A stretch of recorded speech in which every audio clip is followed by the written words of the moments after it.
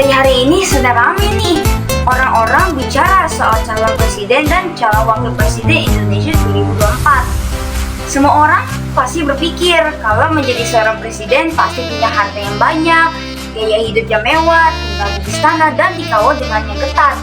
Mungkin itu kali ya yang membuat orang-orang yang menjadi presiden. Ya nggak salah sih, hampir semua presiden di dunia memang seperti itu.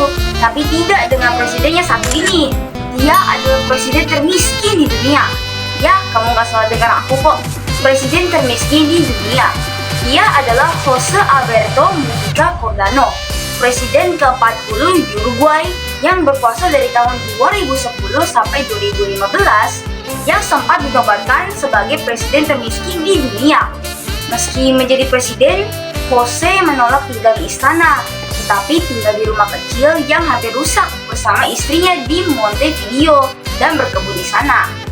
Jose pun sehari-hari tidak mengendarai mobil dinas presiden yang mewah, tapi mengendarai mobil tua alias mobil jadul, VW Vita keluaran tahun 1987.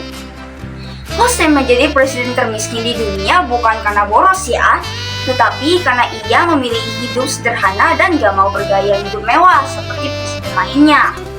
Bahkan setiap bulannya, Jose mendonasikan 90% gajinya buat rakyat miskin di Uruguay, sebesar $12.000. Kalau di rate hari ini, $15.000, kira-kira bisa sebesar 180 juta rupiah loh. Dan Jose mencukupi keluarganya hanya dengan $800 atau sekitar 12 juta rupiah per bulannya dengan gajinya sebagai presiden di Uruguay. Sejak kecil, Jose hidup dengan keras. Keluarganya pernah bangkrut dan ayahnya meninggal ketika ia berusia 5 tahun. Di tahun 1964, Jose memulai perjuangannya dengan bergabung ke gerakan gerilya Tupamaros melawan pemerintahan diktator saat itu.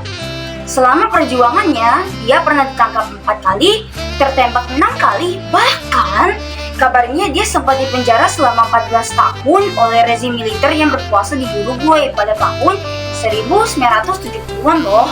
Pada tahun 1990, Jose terjun ke dunia politik dan pada tahun 2005, ia ditunjuk menjadi Menteri Pertanian Uruguay.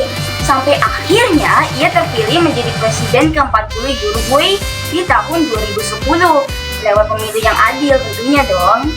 Selama masa pemerintahannya, Jose berhasil menorehkan beberapa prestasi. Di antaranya, 1. Jose berhasil menurunkan angka kemiskinan di Uruguay dari 9,8% menjadi 4%. 2. Jose berhasil menurunkan angka pengangguran dari hampir 9% turun menjadi 6,5%. 3. Ia juga menaikkan upah minimum dari $182 menjadi $408 dan terus naik signifikan sesuai dengan pertumbuhan ekonomi selama masa pemerintahannya. 4. Jose juga menurunkan ketimpangan kekayaan orang kaya dan orang miskin di Uruguay dari 45,5% di awal masa pemerintahannya menjadi 40,1% di akhir jabatannya. 5. Jose juga meningkatkan pertumbuhan PDB per kapita Uruguay dari $9.452 di awal pemerintahannya menjadi $16.000 di akhir masa jabatannya. Setelah masa jabatannya sebagai presiden selesai, ia menjadi anggota Senat Uruguay periode 2015 sampai 2020. Tapi ia mengajukan pensiun dini tahun 2018 dan menolak uang pensiun pejabat. Jose dan istrinya Lucia Topolansky tidak dikaruniai anak. Karena itu, ia menghabiskan masa pensiunnya dengan hidup tenang bersama anjing peliharaannya yang berkaki 3, Manuela. Aku sebenarnya suka nih dengan statementnya saat diwawancara. Jose pernah berkata seperti ini, "Saya seringkali disebut sebagai presiden termiskin di dunia, tapi saya tidak pernah merasa miskin. Karena orang miskin adalah orang yang bekerja, supaya dia bisa menjaga gaya hidupnya yang mewah dan tidak pernah merasa cukup." Gimana menurut kamu ya kalau presiden di Indonesia berikutnya ada yang seperti ini?